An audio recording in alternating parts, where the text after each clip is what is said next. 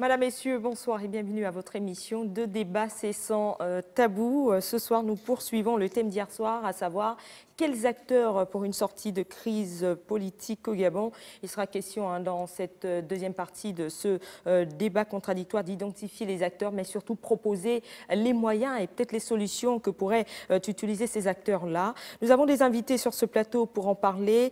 Nous avons Monsieur Anissé Ando Seko. Bonsoir, monsieur. Oui, bonsoir. Vous êtes le représentant de l'Union du peuple gabonais, Tendance Moukani Ouangou, c'est bien ça? Oui, bien sûr, c'est ça. Et merci d'avoir accepté notre invitation. Nous avons de l'autre côté Monsieur Laurent Angué-Mezui, vous êtes le représentant du RPG. Bonsoir. Bonsoir. Et merci encore de nous renouveler votre présence sur ce plateau. Juste à vos côtés, Monsieur Pascal Nkoulou, bonsoir et merci d'avoir accepté notre invitation. Bonsoir, madame. Je rappelle que vous êtes le président du Bloc démocratique populaire.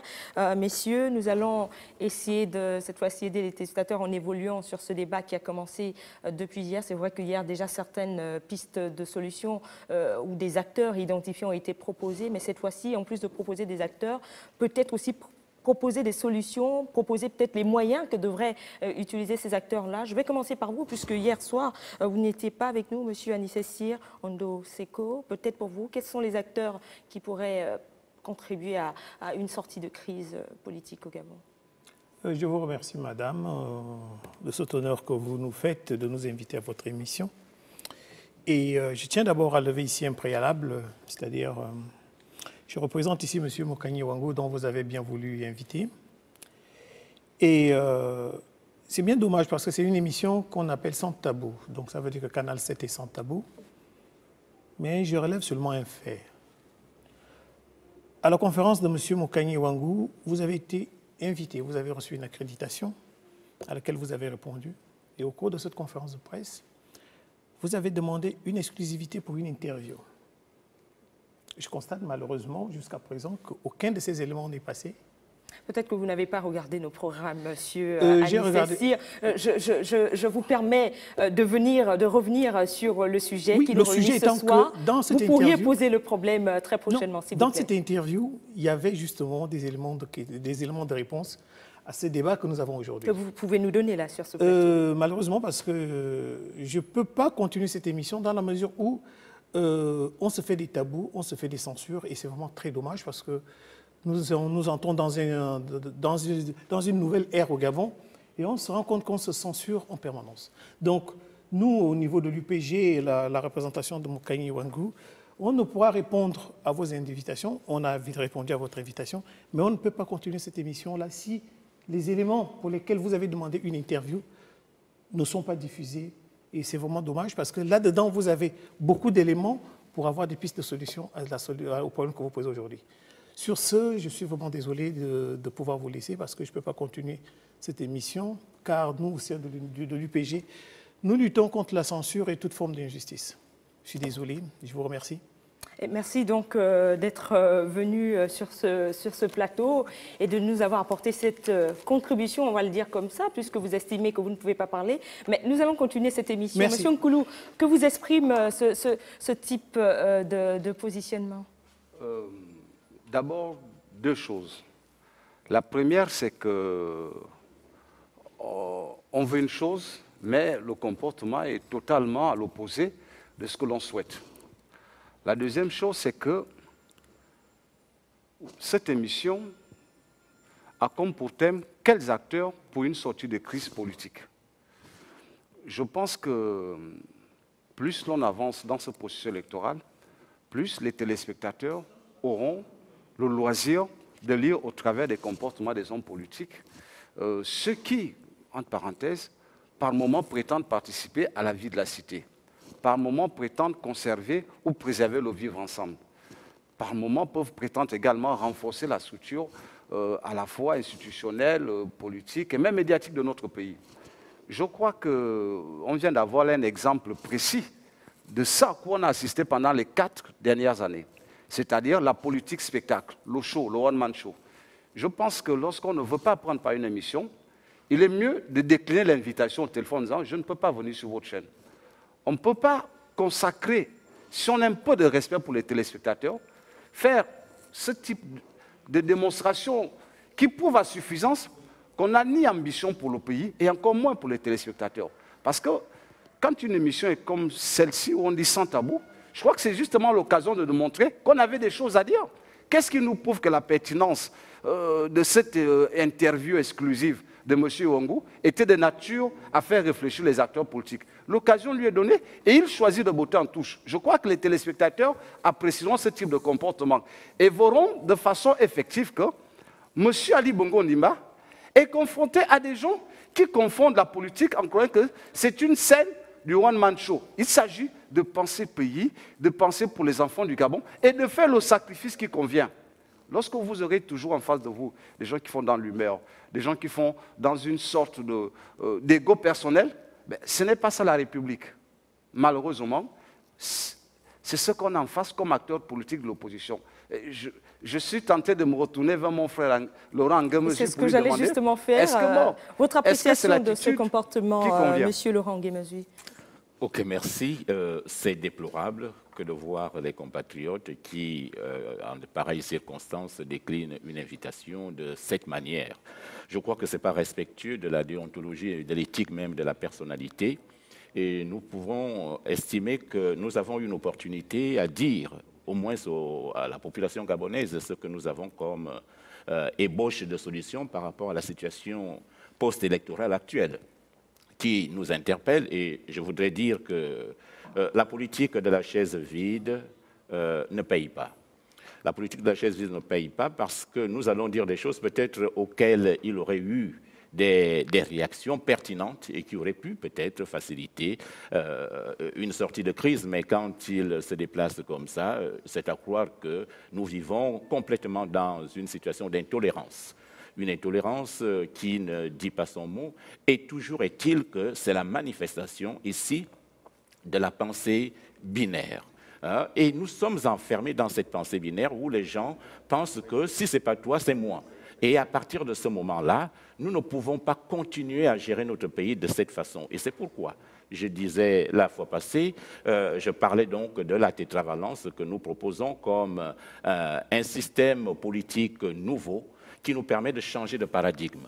Nous changeons de paradigme pour faire en sorte que notre pays soit préservé des affres que nous avons pu observer ici et là, en dehors de notre pays, et que nous pensons que ces affres doivent se limiter aux frontières du Gabon. Donc, c'est une situation d'intolérance.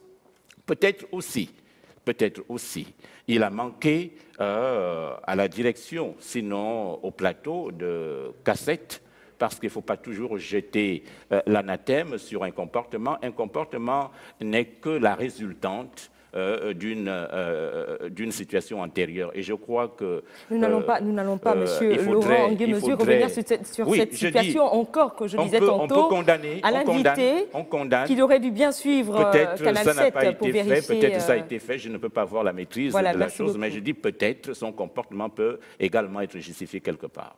Alors, nous allons vous permettre aussi, chers téléspectateurs, juste en vous rappelant que vous aussi, vous pouvez participer à cette émission en composant tout simplement le 00 241 04 91 97 97 00 241 04 91 97 97. Alors, Monsieur Nkoulou, concrètement, quels acteurs pour une sortie de crise politique? Bon, je pense que premièrement, à la base, comme dans toute société, il y a le peuple. Il y a le peuple. Le peuple est un acteur, si ce n'est l'acteur majeur de toutes les crises qu'il y a. Qu'il s'agisse d'un conflit armé, qu'il s'agisse d'une crise politique, encore que dans le cas du Gabon, il ne s'agit pas, nous n'avons pas atteint, à proprement parler, le stade de ce qu'on considère comme étant une crise. Nous sommes dans une situation de forte contestation des résultats électoraux. Bon, c'est une partie de l'opposition regroupée autour de M. Pink, donc notamment ceux qui viennent de quitter ce plateau après le one-man show font partie, mais ce n'est pas toute l'opposition. Ensuite, ce n'est pas tout le Gabon ou tous les Gabonais qui sont en crise. Il n'y a pas de crise sociale, il n'y a pas de crise ethnique, il n'y a pas de crise économique, il y a une contestation électorale forte. Parce que des crises supposeraient qu'il y a des facteurs bloquants qui empêchent, premièrement, soit l'État de fonctionner de façon normale, soit qu'il y a des difficultés au niveau du vivre ensemble entre les différentes communautés qui composent la nation.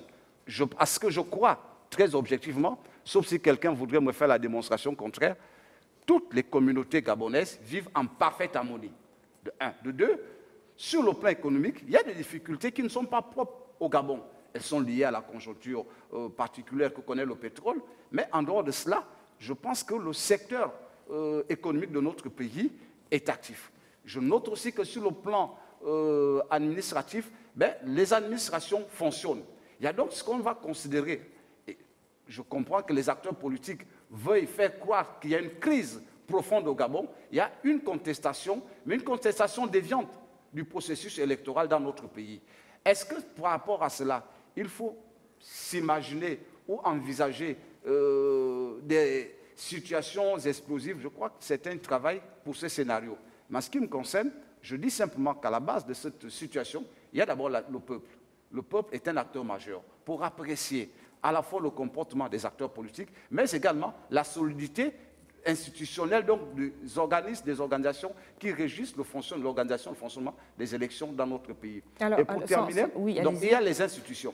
C'est-à-dire aujourd'hui, tout le monde se plaît à reprendre de façon véhémente la fameuse phrase d'Obama où il dit qu'il préfère des institutions fortes par rapport aux hommes forts. Il faut justement donner à nos institutions. Et je crois qu'en ce qui concerne la Cour constitutionnelle, elle a prouvé qu'elle était apte, notamment depuis la transition de 2009, où les gens ne savaient pas exactement comment gérer cette partie, l'élection de 2009, et tout au long des autres processus électoraux qui ont suivi, notamment les locales et les législatives. Aujourd'hui, nous sommes au présidentiel, donc il y a les institutions.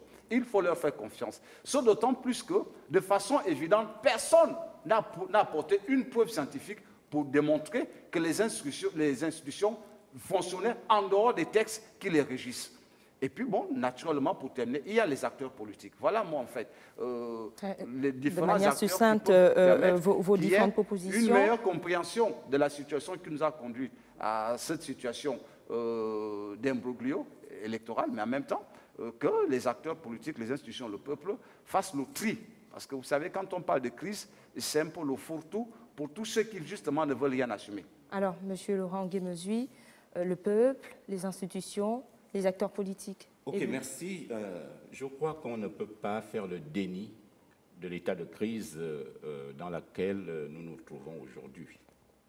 Le Gabon, si vous avez effectivement commis cette émission et intitulé le thème « Quels acteurs pour une sortie de crise politique au Gabon ?», c'est qu'effectivement, il y a crise. Donc, cette crise est la résultante du processus électoral. Et je voudrais dire ici que nous devrions rechercher les origines de cette crise.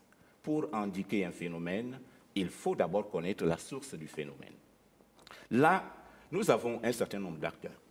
Et parmi ces acteurs, il y a ce que j'appelle les acteurs institutionnels, dont la Cour constitutionnelle et la CENAP. La CENAP a fait son travail. Et vous êtes sans ignorer que la contestation a commencé au niveau de la CENAP. Et à partir de ce moment-là, où on avait exigé ou sollicité le décompte des voix et que le président de la CENAP puisse dire que je prends mes responsabilités, il n'y a pas de décompte. À partir de ce moment-là, il y a un comportement déviant. Nous voulons sauver le Gabon. Notre pays est un pays, un havre de paix. Nous n'avons pas un pays de rechange. Donc, toutes les solutions possibles qui peuvent nous permettre de sortir de cette crise. Vous savez, quand une crise commence, on peut connaître comment ça commence, mais véritablement comment ça va se terminer, c'est difficile. C'est pourquoi il faut endiguer le phénomène à la source. Et la source ici, c'est la non-fiabilité de nos institutions. Notamment au niveau de la CENAP. Ça coûtait quoi à la CENAP de procéder déjà à ce décompte tant décrié. Vous êtes en train de dire que la CENAP elle-même n'a pas été correcte. Elle n'a pas été à la hauteur de la mission. Qu'est-ce qu'elle a fait? Elle a violé les textes? Qu'est-ce qui s'est concrètement passé? La CENAP, vous savez, la CENAP aurait dû procéder au décompte. Vous savez ce que la loi, simple principe de droit, dit, tout ce qui n'est pas interdit par la loi est autorisé. Donc, pour éviter que nous sombrions dans la situation actuelle, il aurait fallu un peu de bon sens et un peu de sursaut patriotique pour dire effectivement, M. Ali Bongo aujourd'hui se déclare vainqueur, M. Ping se déclare vainqueur. Quelle est la meilleure solution, la plus simple? aurait été de procéder au décompte et de faire en sorte que chacun soit face à la vérité. La vérité qui devrait nous guider, qui devrait être notre credo, qui devrait être notre fil conducteur. C'est à cette vérité que nous appelons les deux acteurs, à véritablement donner le ton, parce que tout dépend d'eux. Si chacun s'arc-boucle dans sa situation, dans sa position, alors nous serons amenés, même après la Cour constitutionnelle, à des contestations. Donc, pour éviter que ces contestations aient crédité celui qui sera déclaré vainqueur au terme de ce processus, pour lui donner tous les atouts nécessaires, pour lui donner la carrure et la posture d'un chef d'État qui a été élu par la majorité, il faut aller tout simplement à ce petit décompte-là qui ne demande rien du tout. On ne viole aucune loi. Alors ça va se faire, ça doit se faire dans le cas du contentieux électoral. Mais effectivement, puisque le contentieux est là, si nous parlons de crise, c'est parce qu'il y a contentieux. Donc il y a eu des réactions déviantes, mon frère l'a dit tout à l'heure, ce que nous condamnons. Est-ce que cela veut dire, Monsieur Laurent Angué-Mesui, je veux dire entre les lignes, que vous ne croyez pas aux résultats qui pourraient être donnés par la Cour constitutionnelle? Est-ce que c'est ce que cela veut dire? Nous réclamons la vérité, rien que la vérité. Pour vous, c'est quoi la vérité? Et pour que cette vérité rejaillisse, il faut procéder au décompte. Vous savez, il y a des provinces qui sont querellées. Il n'y a pas que le Haut-Ogooué. Il y a effectivement d'autres localités du pays qui sont querellées et qui sont sujettes à des contestations. Donc, à partir de ce moment où les deux protagonistes, chacun revendique la victoire, la simple équation serait donc de reprendre tous les procès-verbaux issus des urnes, passer procès-verbal par procès-verbal, afin que nous puissions sortir un vrai vainqueur, le vainqueur qui aura véritablement le suffrage que les populations lui ont donné. Donc nous ne pouvons pas botter en touche ce problème de décompte des voix. Ça, c'est une première proposition. Mais comme nous savons que nous sommes tous, nous avons là face à nous deux individus, deux personnalités qui sont du même système, et nous pouvons constater aujourd'hui que tout ce que nous sommes en train de contester, le code électoral et tout le reste, mais malheureusement, c'est peut-être difficile à comprendre et à accepter, mais ce sont les mêmes qui ont fait ce code électoral. Ce sont les mêmes, c'est-à-dire que ce soit du camp d'Ali Bongo Ndimba ou du camp de Jean Ping, ce sont les mêmes qui ont façonné ce procès verbal. En réalité, c'était pour barrer la route à Paul Mbabesson. Donc, tout ce qui a été fait était fait comme ça, mais ils ne pouvaient pas s'imaginer un seul instant qu'ils se retrouveraient de l'autre côté, et parce qu'il fallait absolument pérenniser ce système-là. Ils ont fait le code électoral avec un seul tour, avec tout ce que nous connaissons, et que ces personnes décrivent aujourd'hui.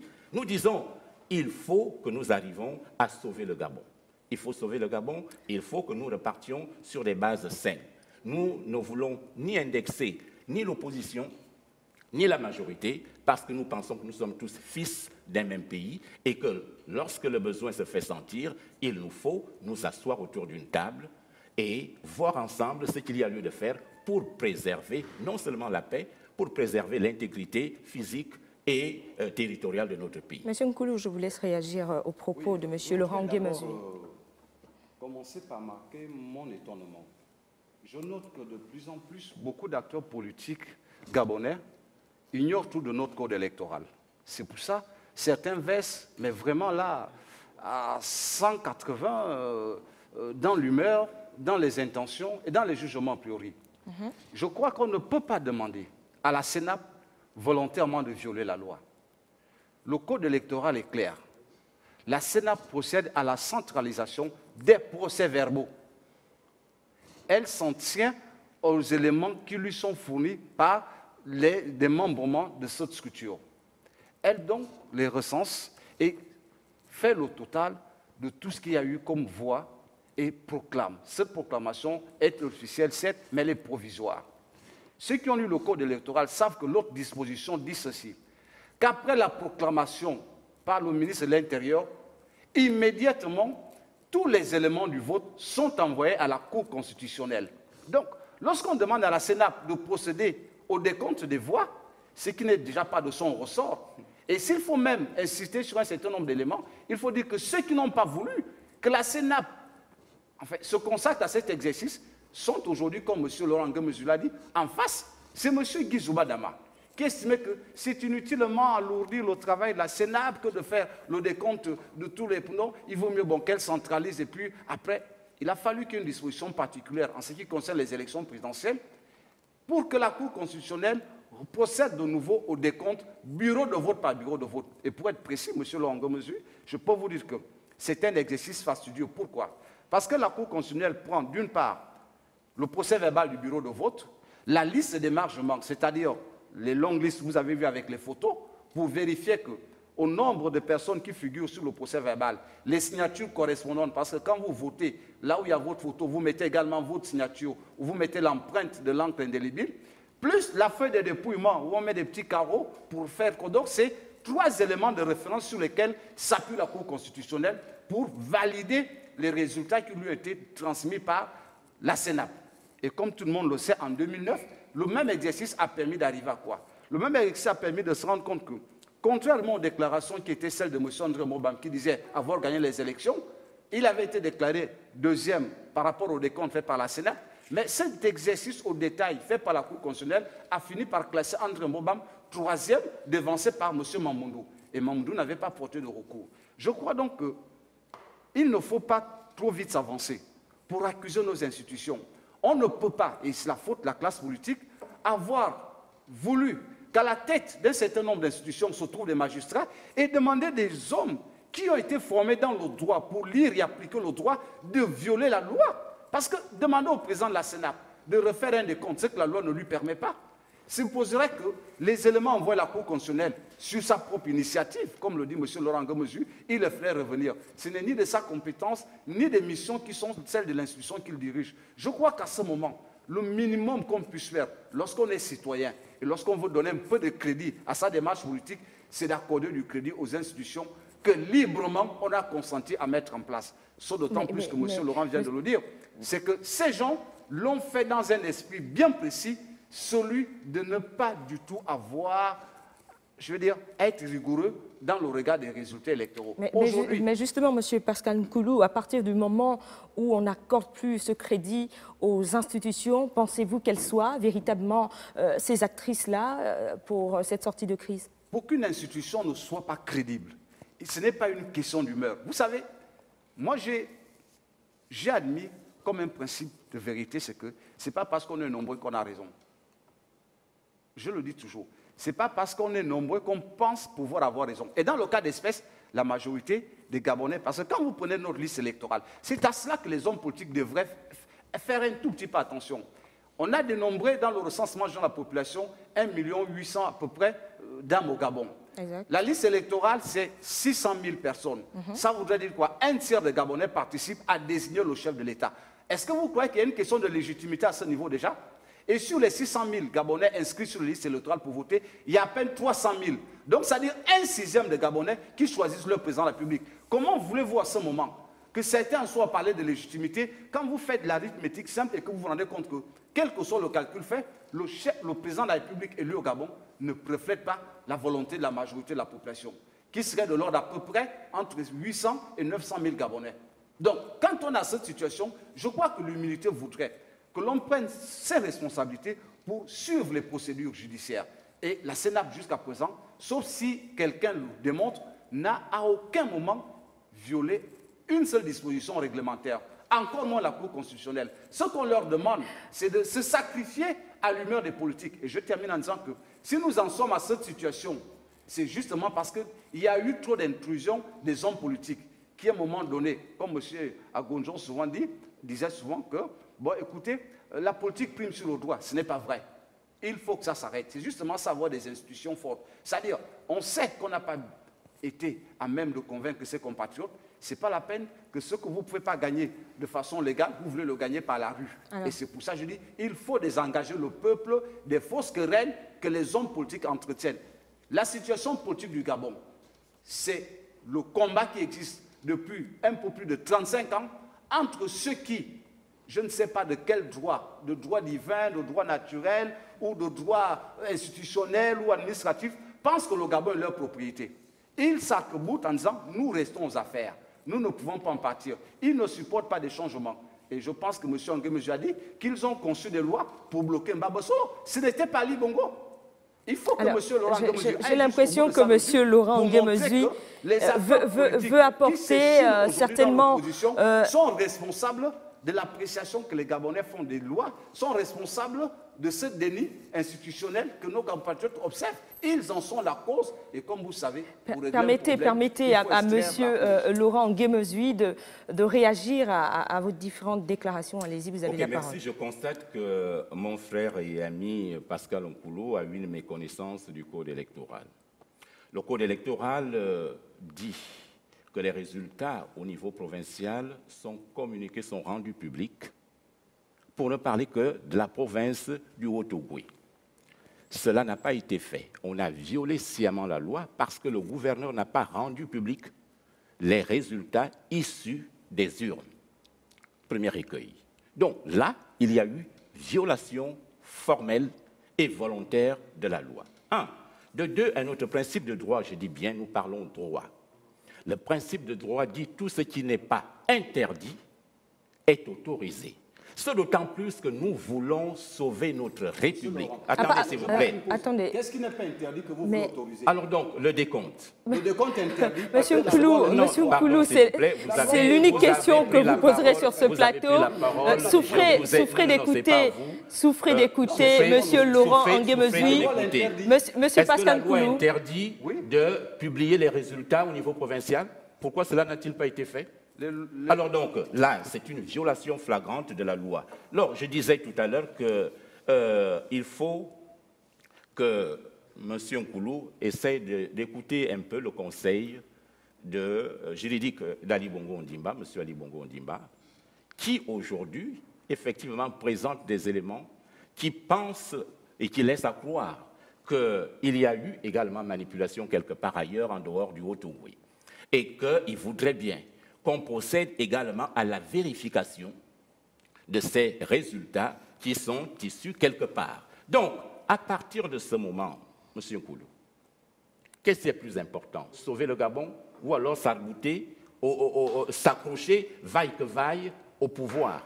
Non, nous ne sommes pas là pour donner des leçons à X ou à Y. Nous sommes là pour réfléchir à une sortie de crise. Et je crois que le Conseil Ali Akbar et les autres ont pensé effectivement qu'il faille aujourd'hui procéder à ce décompte des voix. Donc, M. Nkoulou ne peut pas éternellement refuser le décompte des voix. Mais je dis bien, autre chose. Attendez, s'il vous plaît. Monsieur Laurent Nguemezui, étant donné, juste pour apporter cette précision, étant donné que c'est une étape qui doit se faire obligatoirement au niveau de la Cour constitutionnelle, selon les textes gabonais, pourquoi estimez-vous que la CENAP aurait dû procéder à ce décompte? Parce que pourquoi ces éléments viennent d'où? C'est la CENAP qui est l'initiateur de tout ce qui arrive au niveau de la Cour constitutionnelle. À partir du moment où les résultats ont été proclamés, pourquoi la CENAP devrait... ne se retrouve pas seulement au niveau national, il y a la CENAP provinciale. Bien entendu. Donc, à partir de ce moment-là, vous ne pouvez pas dire la CENAP n'a pas... La CENAP aurait dû procéder à une vérification formelle des résultats issus des urnes. Et c'est ce qu'exige la loi. Et le gouverneur devait les annoncer publiquement. Mais on constate que uniquement dans cette province sœur, que le gouverneur de cette province a refusé de rendre public. C'est ce qui accrédite la suspicion dont on parle aujourd'hui.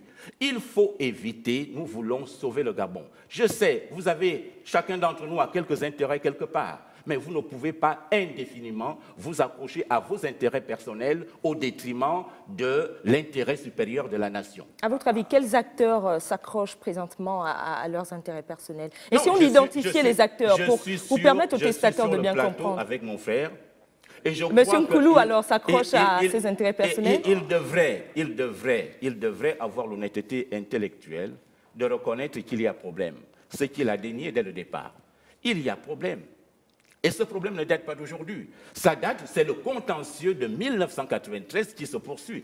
Parce que si on avait résolu le problème de 1993 correctement, on n'aurait pas eu des bis repetita que nous avons aujourd'hui. Nous sortons à chaque élection avec des contestations. Et ces contestations, nous ne pouvons plus continuer comme ça. Et c'est pourquoi nous disons, même au sortir de la Cour constitutionnelle, nous sommes convaincus qu'il y aura encore des contestations.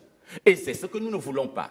Pour éviter qu'au sortir de la Cour constitutionnelle, qu'il y ait des contestations à nouveau, il faille aller paisiblement à la décompte des voix. Décompter les voix de façon à ce que, véritablement, ce qui est sorti des urnes soit proclamé par la Cour constitutionnelle. Donc, le devoir de vérité. C'est ce devoir de vérité que nous exigeons, de tous côtés. Ce d'autant plus que les deux acteurs se disputent la victoire. Et nous attendons donc, justement la décision de la Cour constitutionnelle. Nous pensons, nous prévoyons même qu'il y a des contestations parce que les gens ont la peur du lendemain. Les gens se disent, si je suis perdant, quel sera mon avenir? Mon avenir sera en pointillé. Que ce soit M. Ali Bongo Ndimba, que ce soit M. Ping, qui se dit, bon, si Ali Bongo repasse, est-ce que je vais vivre en paix? Est-ce que je serai sécurisé? Est-ce que l'autre également se le dit? Et c'est pourquoi nous pensons qu'il faut s'asseoir autour d'une table. Comme vous l'avez précisé hier, le médiateur sur le plan national pourrait être... Au niveau national, pas forcément. Paul Babessol. Permettez que nous donnions la parole au testateur. Non, parce que quand vous parlez... Messieurs, je veux vous aider à souffler. Je voudrais tout simplement dire... Je vais vous aider à souffler. Messieurs, permettez que je... l'émission consacre aux téléspectateurs parce qu'il y a un certain nombre de comptes vérités qu'il ne faut pas laisser évoluer. Messieurs, permettez s'il vous plaît... Avec toute la courtoisie, je vous écoute. Merci beaucoup, Monsieur Laurent Guémezui. Et nous allons prendre justement cet téléspectateur qui n'arrête pas de réagir au 00241 04 91 97 97. Bonsoir, monsieur. Je voulais réagir vraiment à froid par rapport à la réaction du représentant de l'UPG qui est venu à la télévision montrer combien de fois certains leaders politiques et leurs représentants, bien évidemment, manquent de respect de façon ostentatoire aux Gabonais. Parce que c'est une émission qui éveille les populations. Donc il est inadmissible qu'une personne de cette carrure vienne à la télévision et nous manque de respect. Et il n'est pas le seul. Les exemples sont légion. Et donc nous disons tout simplement que quand on est acteur politique, et surtout lorsqu'on a cette carrure de bonne loi, que l'on essaie de réviser les comportements, les caractères des uns et des autres. Voilà. Vous ne pouvez pas être leader d'un certain nombre d'idées et puis vous venez comme ça nous faire savoir de façon officielle, sinon de façon très claire, votre manque de respect pour les Gabonais que nous sommes. Parce que nous sommes tous là. Et il y a beaucoup qui sont concernés par rapport à ce genre d'attitude. Alors merci monsieur pour cette contribution, mais très rapidement ce message qui émane de la direction générale de Canal 7. Accepter justement de couvrir un reportage n'implique pas forcément sa diffusion, surtout si le contenu de ce reportage ne sied pas à la ligne éditoriale de la chaîne de télévision. Effectivement, la déontologie et les codes du domaine de la communication excluent le type de reportage contenant des injures ou des attaques personnelles ou des accusations gratuites, donc sans preuve, raison pour laquelle Canal 7 a toujours pris sur elle de ne pas diffuser des éléments dont le contenu pouvait heurter les sensibilités. C'est un message qui émane de la direction générale de Canal 7. Alors messieurs, une fois de plus, un téléspectateur s'est plaint de ce comportement plus que déplorable de ce représentant de l'UPG. On ne le dira jamais assez. Il reviendra désormais aux téléspectateurs ou au peuple gabonais d'apprécier le comportement des uns et des autres. Mais pour revenir au thème qui nous réunit ce soir, M. Nkoulou, vous vouliez réagir au propos de M. Laurent Guémezui. Oui, je ne comprends pas pourquoi on fait une fixation pour que ce soit la CENAP qui procède au décompte des voix, alors que la loi prévoit que cela se fasse à la Cour constitutionnelle. Moi, il faudrait que quelqu'un m'explique en disant que non, on ne veut pas que ce soit la Cour pourvu que ce soit la CENAP. Et en quoi ça changerait? Ce sont les mêmes procès-verbaux, ce sont les mêmes feuilles d'émargement, ce sont les mêmes feuilles de dépouillement qui seront examinés. Mieux, à la Cour constitutionnelle, les candidats qui portent le recours peuvent participer au travers de leurs avocats à l'examen de ce document, ce qui n'est pas le cas de la CENAP. Mais je ne vois pas, entre la CENAP et la Cour constitutionnelle, je crois que l'élément de transparence dont peuvent bénéficier les candidats se trouve à la Cour constitutionnelle à partir du moment donné où leurs conseils peuvent participer à l'examen des travaux. Ceci d'autant plus que chacun a le droit d'examiner le recours, c'est-à-dire les éléments fournis par la partie adverse. Je ne sais pas, M. Laurent Ngomezu, la persistance pour que ce soit la CENAP qui fasse le décompte, alors que la loi dit qu'après la proclamation officielle, tous les éléments sont transmis immédiatement. Sauf si j'ai une mauvaise compréhension de l'expression française immédiatement, ça voudrait dire après proclamation, tout est mis sous scellé et envoyé à la Cour constitutionnelle, qui est la juridiction au sommet, pour apprécier. Bon, vous ne voulez pas que ce soit le cas, et ceux qui crient en face, oui, mais ceux qui crient en face estiment que ça ne doit pas être le cas, parce que comme vous dites, nous sommes entre nous. Non, nous ne sommes pas entre nous. Nous sommes dans une république où il y a des lois, où il y a des citoyens. Commençons par donner l'exemple à nos citoyens. C'est pour cela, de plus en plus, je vois les gens disent, il faut qu'on s'asseye. Mais pour s'asseoir, on va dire quoi? Est-ce que les problèmes sociaux du Gabon vont se régler là? Est-ce que les problèmes économiques... Et précisons, messieurs, en même temps... Nous sommes... Il ne s'agit pas ici des problèmes économiques. Le Gabon est en crise politique. Oui, mais... Et présentement, si l'émission se tient, c'est parce qu'effectivement, on a constaté qu'il y avait une crise. Et qu'on attend justement les pistes de solutions, messieurs. Et quels acteurs pour ces méthodes? À mon humble avis, la crise politique se situe à quel niveau? Parce qu'il faut fixer les Gabonais sur les éléments de la crise. Quand on dit crise politique, il y a une connotation électorale, il n'y a pas de crise politique. Une crise politique peut être d'ordre institutionnel. S'il vous plaît, j'en viens. Une crise politique peut être d'ordre institutionnel. La difficulté qu'il y a à gérer 1 ou 2 ou 3 amendements de la Constitution pour leur application sur un cas bien précis, ça peut devenir une crise politique. Une crise politique peut être à l'issue d'une incapacité de l'État à organiser les élections. Donc, il faut situer la crise. Ce que nous notons aujourd'hui, par rapport à la persistance, ce n'est pas que je sois contre, à la persistance du fait qu'il faut s'asseoir.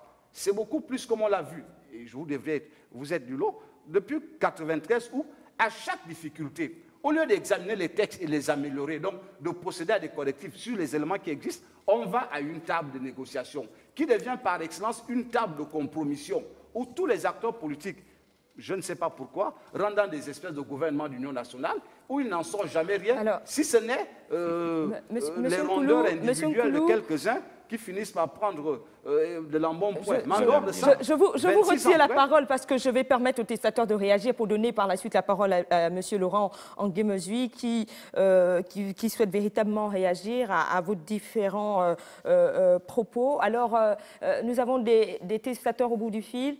Bonsoir. Oui, déjà bonsoir à tout le monde, bonsoir à ceux qui sont sur le plateau. Je voudrais juste dire que pour la sortie des crises véritables au niveau du Gabon, pour ce petit souci-là, je pense qu'il faut que la Cour, c'est-à-dire la Cour d'abord lise le droit, qu'elle dise le droit franchement, avant qu'on appelle nos médiateurs internationaux, que la Cour d'abord fasse preuve de sagesse, fasse preuve d'amour pour la nation, qu'elle lise vraiment le droit sans penser à quoi que ce soit.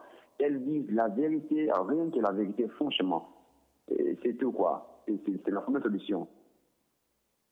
Merci. Nous allons encore prendre cet autre téléspectateur au 00 241 04 91 97 97. Bonsoir. Il y a longtemps que je cherche, depuis le début, je continue. Toujours les mêmes acteurs, là. Soit l'opposition, soit le parti de... Est-ce que vraiment au Gabon, nous savons lire et analyser les phrases? Il dit qu'il ne veut pas aller jusqu'au bout. Et vous voyez que lorsqu'ils sont interviewés, au lieu de suivre la question posée, ils intervertissent pour dire n'importe quoi. Donc le setting de son côté, l'autre de son côté, on attend le résultat de ce qu'il faut pour être assuré. Alors, merci pour cette contribution. Un autre téléspectateur, bonsoir. Bon, en fait, je voudrais d'abord saluer Mme Nina Koussou. Et par rapport au thème du jour, je pense que les hommes politiques actuels, nous avons Ali Bongo Ndimba et Jean-Pierre. Nous attendons la conclusion de la Cour constitutionnelle. Il ne s'agit pas aujourd'hui de parler de tel homme politique aujourd'hui. Les hommes politiques, nous avons 2 hommes politiques qui se sont présentés et qui ont eu un pourcentage éloquent. Ali Bongo Ondimba et Jean-Ping. Nous nous limitons, nous attendons la conclusion de la Cour constitutionnelle. Nous n'y vagons pas. Nous n'avons pas besoin de disperser nos énergies. Pour rien. C'est tout ce que j'avais à dire, s'il vous plaît. Merci pour vos différentes contributions. Alors, monsieur Laurent, ok, merci. Une fois de plus, le testateur rappelle qu'on n'a pas besoin d'attendre d'abord l'intervention peut-être d'une possible communauté internationale ou une intervention extérieure, que le problème pourrait se régler au niveau national. Mais il faut que nous expliquions au testateur de quelle manière, qui doit faire quoi et comment procéder à cela. Permettez-moi de revenir d'abord sur ce que mon frère a dit tout à l'heure au niveau du rapidement, refus, parce que les testateurs au niveau du ont refus besoin des des décomptes. réponses. Je n'ai jamais dit qu'il ne fallait pas faire le décompte au niveau de la Cour constitutionnelle. J'ai dit que la CENAP avait la possibilité d'éviter cet écueil au niveau de la Cour constitutionnelle, avait la possibilité d'endiguer à mi-parcours. Ce d'autant plus qu'il y avait déjà des cris qui se sont élevés par rapport au fait qu'il n'y a pas eu de proclamation, sinon d'annonce publique des résultats dans la province du Haut-Ogooué. Ça, c'est de 1. De 2, nous sommes pour le principe du décompte des voix. Nous avons proposé et nous pensons qu'effectivement, au niveau de la Cour constitutionnelle, ce décompte va se faire en toute impartialité, en ne lisant que le droit. Et c'est pourquoi nous parlons de la vérité. Que nous voulons que ce soit la vérité qui sort de la volonté du peuple qui prévale. Et c'est pour ça que je rappelle sur ce plateau que nous avons un thème bien précis et que les téléspectateurs, si nous avons reconduit ce thème, c'est parce qu'ils ont besoin d'être éclairés. Jusque-là, est-ce qu'on peut présenter les acteurs? Aller jusqu'au bout. Les acteurs, s'il vous plaît, monsieur. Oui, non, en fait, on veut aller au niveau des acteurs. Nous en avons déjà suffisamment parlé. Quand M. Nkoulou dit qu'il n'y a pas de crise, alors qu'il y a des morts d'hommes, mais c'est à croire que M. Nkoulou n'est pas patriote. Le sang des Gabonais a coulé. On ne sait pas ce que demain nous réserve. Et nous pensons qu'il faille éviter à nouveau que le sang des fils de ce pays coule à nouveau. Il n'y a pas plus cher, même le président de la République, quand il prête serment, c'est pour préserver d'abord la République, mais également son peuple. Alors, vous imaginez en France qu'il y a des décès comme ça et qu'on veut banaliser ça de cette façon? Vous estimez que c'est banalisé? Mais quand on dit qu'il n'y a pas de crise, on peut continuer, les institutions fonctionnent. Oui, les institutions fonctionnent de quelle manière? Nous ne voulons plus perdre une seule vie. Parce que le Gabonais, pour nous, du moins pour le Rassemblement pour le Gabon, nous pensons que la vie d'un seul Gabonais coûte l'or du monde.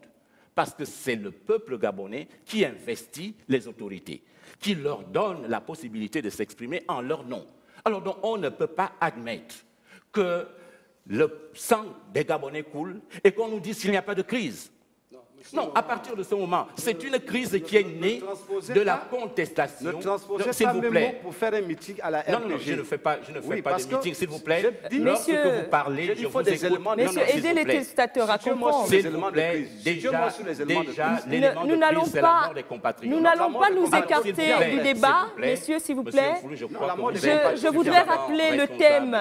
Je voudrais rappeler le thème de ce soir. Permettez-moi de vous rappeler le thème de ce soir, messieurs. Monsieur Laurent Guémezui, Monsieur Pascal Nkoulou, permettez-moi à vous deux de vous rappeler justement le thème de ce soir qui est bien entendu, quels acteurs pour une sortie de crise politique au Gabon. OK, on a proposé, vous avez fait certaines propositions, on a parlé de la communauté internationale, d'autres ont parlé du médiateur, notamment vous depuis hier, un médiateur sur le plan national qui serait Monsieur Paul. C'était votre proposition, nous avons pris acte. Maintenant, concrètement, de quelle manière est-ce qu'il va falloir établir un dialogue entre les deux protagonistes, notamment Monsieur Ali Bongo Ondimba, de l'autre côté Monsieur Jean-Ping? Comment ça va se passer? Expliquez aux téléspectateurs. La solution vient de ces deux protagonistes. Qu'est-ce qu'ils devront faire concrètement? Ils sont peut-être en train de nous suivre ou bien leurs états-majors. C'est peut-être le moment de proposer, s'il vous plaît. Devant la vérité et accepte la vérité. Parce que si chacun essaie de jouer au cache-cache, c'est ce qui accrédite effectivement la suspicion. Premièrement, les premiers concernés de cette crise, ce sont ces deux protagonistes-là qui se doivent d'accepter la vérité. La vérité sortie des urnes. Et cette vérité-là, ce d'autant plus, je l'ai dit dès le début, ils doivent donner la liberté à la Cour constitutionnelle de faire convenablement et librement son travail en toute impartialité. Ils doivent donner ces garanties à la Cour constitutionnelle. C'est à partir de ce moment-là qu'on saura que les deux veulent effectivement parler au nom du Gabon. Sinon, on comprendrait que chacun voudrait dire à l'autre « ôte-toi de là pour que je m'y mette » et l'autre voudrait dire « moi je m'accroche contre vents et marées ». Non, ce n'est pas du Gabon dont on parle de cette façon. Nous disons qu'il faut que les deux s'asseyent. Tout ce qui peut faire en sorte que nous évitons que le sang gabonais coule à nouveau. Regardez un peu. Vous imaginez un militaire français tuer un compatriote français et que cela se passe comme nous voyons en ce moment au Gabon? Non. Mais je crois que ceux qui ont tiré, qui ont tué d'autres compatriotes, je ne sais pas quelle est leur conscience en ce moment de savoir que j'ai tué mon propre frère gabonais. Et c'est ce que nous voulons éviter. Et c'est pourquoi nous disons, si tel est que les deux s'accrochent, vaille que vaille, à rester chacun dans sa position, nous disons la meilleure solution serait dans ce cas-là d'annuler les élections, d'annuler les élections et d'aller vers une transition, si jamais, parce que nous ne voulons plus qu'il y ait le sang gabonais qui coule. Donc à partir de ce moment-là, ce serait une autre alternative. Mais la première alternative, c'est d'accepter le résultat qui sortirait de la Cour constitutionnelle à condition que ce résultat soit effectivement l'émanation du peuple gabonais. Allez-y, monsieur Pascal Nkoulou. Je note deux choses. C'est que l'on veut une chose et son contraire. Quand j'écoute monsieur Laurent Ngamezui, la Cour constitutionnelle devrait pouvoir dire la vérité. Or, la Cour constitutionnelle lit le droit. Rien que le droit. Mais le droit est synonyme de vérité. Oui, justement, c'est ce que je dis. Non, il n'a pas souffert, non, mais bien sûr. Et dans les testateurs, messieurs... Je ne pourrais pas indéfiniment le laisser parler, alors que quand moi je parle, il prend la parole. Soyez tolérants alors. Oui, je note même qu'il y a cette confusion. La Cour constitutionnelle a toujours lu le droit, donc a toujours œuvré pour la vérité et pour la sérénité dans notre pays. Il y a de façon volontaire et de façon nourrie une instrumentalisation des axes de politique dans notre pays par ceux-là qui savent effectivement que la Cour constitutionnelle lit le droit et n'a fait que cela.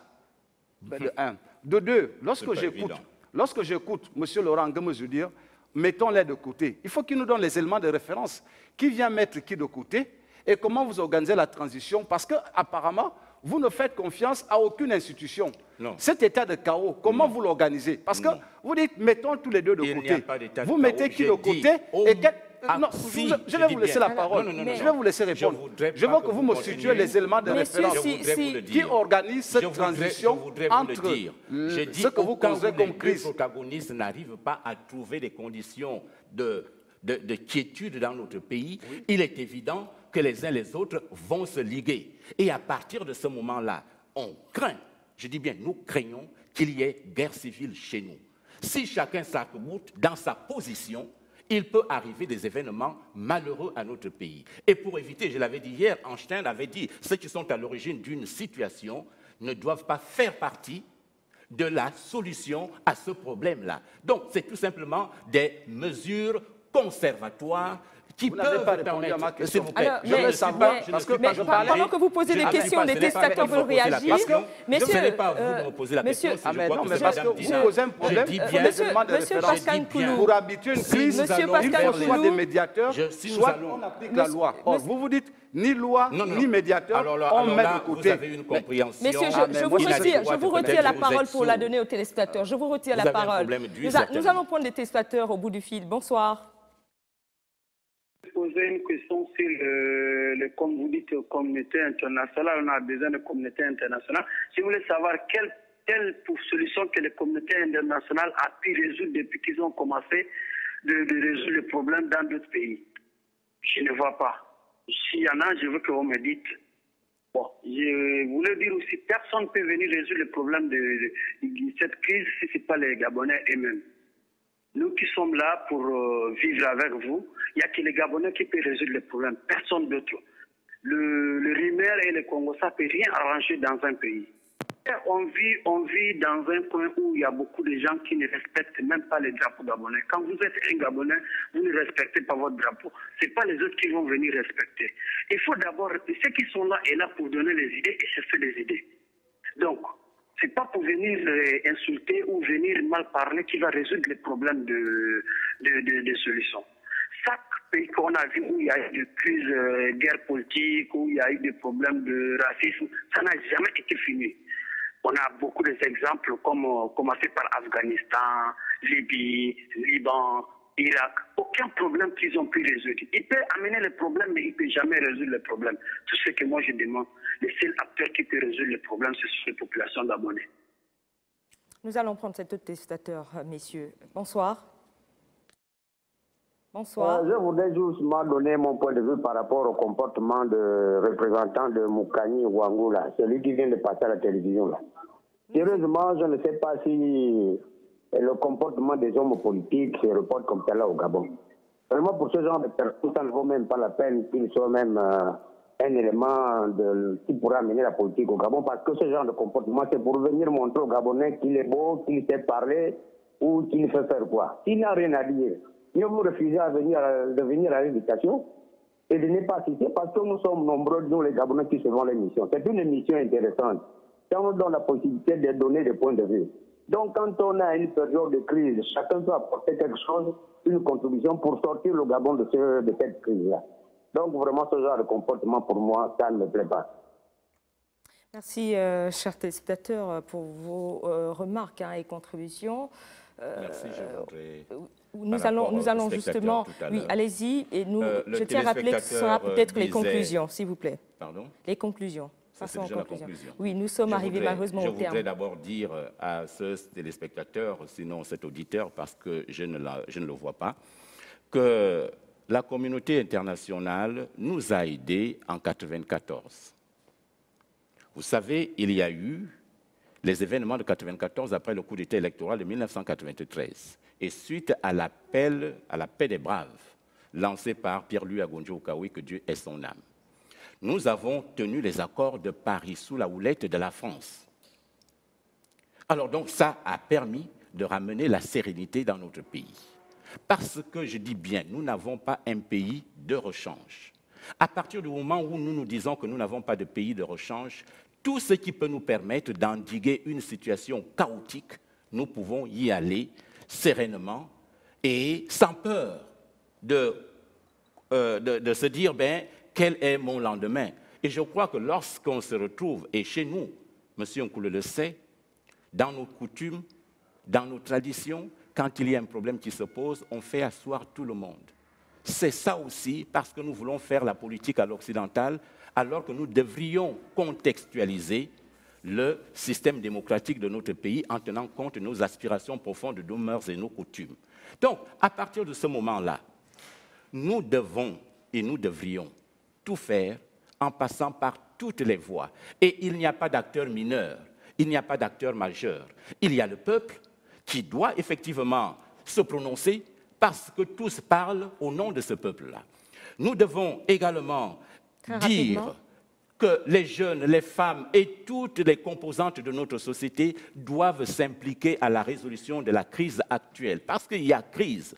À partir du moment où des compatriotes meurent, rien ne pourra remplacer ces compatriotes dans leur famille et dans notre pays. Certainement, les uns étaient appelés à remplir un rôle dans ce pays et que cela n'est pas arrivé parce qu'ils ont été fauchés à fleur de l'âge. Est-ce que cela a été fait sciemment ou pas du tout? Mais à partir du moment où le sang gabonais coule, quelle que soit la manière, et le droit doit s'appliquer. On devrait également, jusque-là, il n'y a pas d'enquête. Ça peut faire l'objet d'une autre émission, si vous permettez. Attendez, nous sommes à la conclusion. J'arrive pour une conclusion pour dire. Au final, on retient quoi? Il faut encore et toujours la tétravalence, c'est-à-dire le système politique qui nous permet d'éviter des antagonismes entre Gabonais inutiles. Il faudrait que toi et moi, nous puissions nous asseoir, lui et moi, lui et eux, et nous tous ensemble, pour trouver des voies et moyens. Et surtout qu'on dit que le droit, qui fait la loi? On fait la loi pour les Gabonais, par les Gabonais, pour qu'effectivement le Gabonais, à partir du moment où il y a des écueils quelque part. Et c'est pourquoi, au sortir de là, il faudrait qu'effectivement nous pensions à revisiter les lois qui aujourd'hui posent problème à notre pays. Merci, Monsieur Laurent Angué-Bazui, pour votre conclusion. Monsieur Pascal Nkoulou. Oui, quels sont les acteurs pour une issue de crise, entre parenthèses? Je l'ai déjà dit en début d'émission, il y a le peuple. Je crois que lorsqu'on a un peuple mature, peuple mature ne brûle pas et ne casse pas parce qu'on revendique une victoire électorale. Il faut donc que nos compatriotes soient matures, qu'ils aient une lecture adulte des véritables enjeux politiques qu'il y a. Il faut que les familles, puisque la plus petite cellule de la société, c'est quand même la famille, il faut que les familles, notamment les parents, soient suffisamment avisés pour dire à leurs enfants de ne plus descendre dans la rue. Parce qu'aujourd'hui, quand je veux bien, et je regrette ce type d'incident, qu'on voit des jeunes perdre la vie parce que conduits par des hommes politiques qui aspirent à une prise de pouvoir par tous les moyens et qui préméditent la violence dans leur discours de façon continue. Il faut donc que le peuple, qui est à la base de toute souveraineté, prenne ses responsabilités pour justement sanctionner les politiques violentes, les politiques qui sont de nature à inciter à la désobéissance et à la défiance de l'autorité publique. Deuxième chose, je crois aux institutions. Très rapidement. Il faut que la Cour constitutionnelle, qui, comme tout le monde le sait, a toujours été à la hauteur de l'ensemble des missions qui lui ont été confiées, lise encore le droit pour mettre à niveau les hommes politiques face à leurs responsabilités. Et naturellement, moi je crois aux acteurs politiques.